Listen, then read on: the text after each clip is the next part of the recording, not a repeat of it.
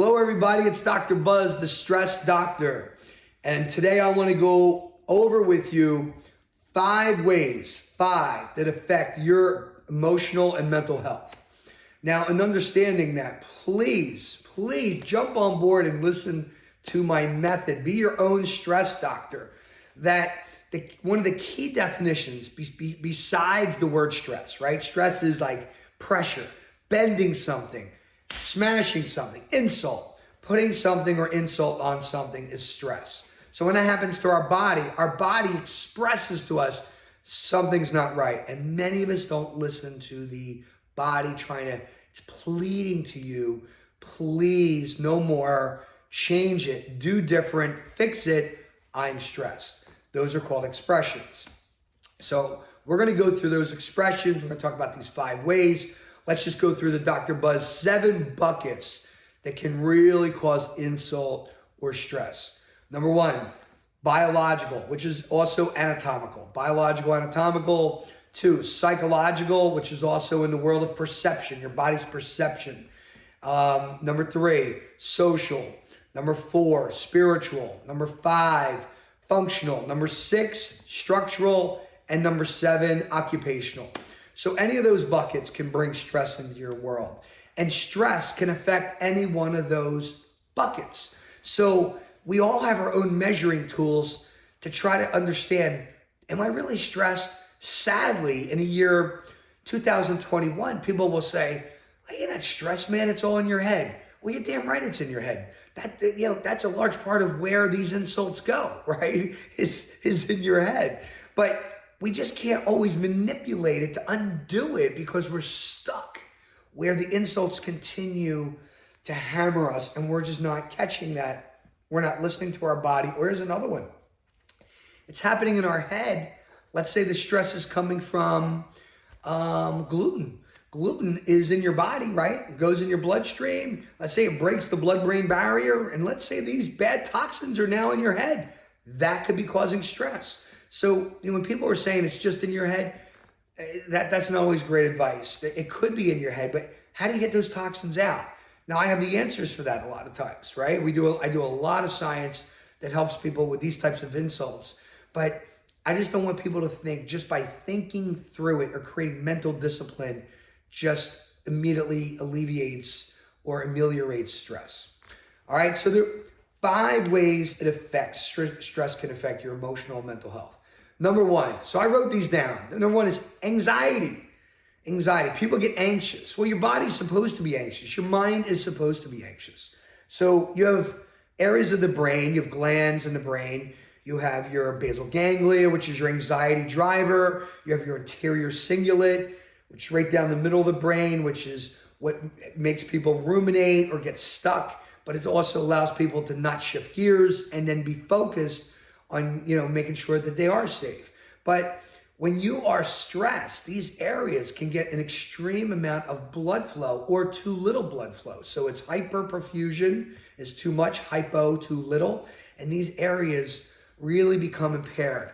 And that stress immediately has an immediate impact on that and can make those areas of the brain heightened, whether it's too little blood flow or too much. So what we have to accept when my brain is saying, and I use the words, what if?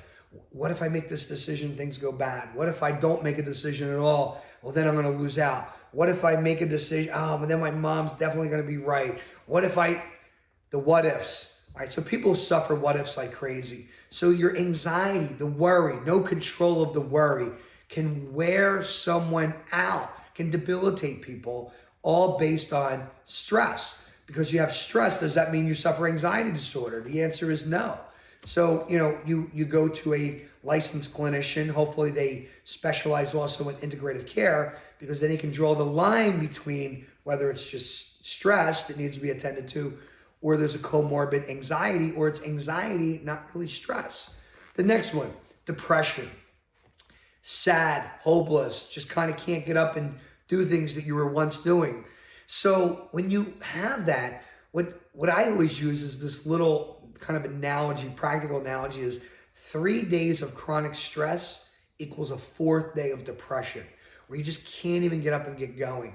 Wiped out, dull, sad, negative, or your mood is altered to the point where you're just lacking even energy. So when we're depressed, depression could come from chronic stress. So are we trying to treat depression, or are we trying to create the chronic stress? If we treat the chronic stress and get rid of it, could it resolve the depression? So the answer could be, yeah, that can exactly happen. But we also want to go to a licensed professional, try to get someone, again, who knows integrative care, and then they can draw those lines between, am I just really stressed out or am I really depressed? Next one is loss of confidence. When we really have been beaten down because we're so stressed all the time, it wears on us to the point where we don't exist. We don't value ourselves. This goes into the bucket even of spirituality. We lose confidence in our belief system. You know, people say, if God was there for me, these things wouldn't have happened. And it's very sad because it doesn't always have to be religious. It can really be about where you put your value, what you really believe in, what touches your heart, what gives you hope. And a lot of people who suffer chronic stress can be affected by losing hope. The next one is stress reactions. Stress reactions could be an absolute killer. So I have another line that I use, that my cortisol is a killer. Cortisol is a killer. Cortisol is manufactured by your adrenal glands. It's a hormone. It's boosted out where your body gets short spurts of strength that allows you to survive life-altering situations. So if your life is in fact at risk, you're held at gunpoint, or something's going to drop on you, the house is on fire, we need that strength to survive it. However, when we are running around with cortisol levels high and we're actually now manufacturing life-saving hormones in situations that really aren't life-savings, our body's compass is now not accurate.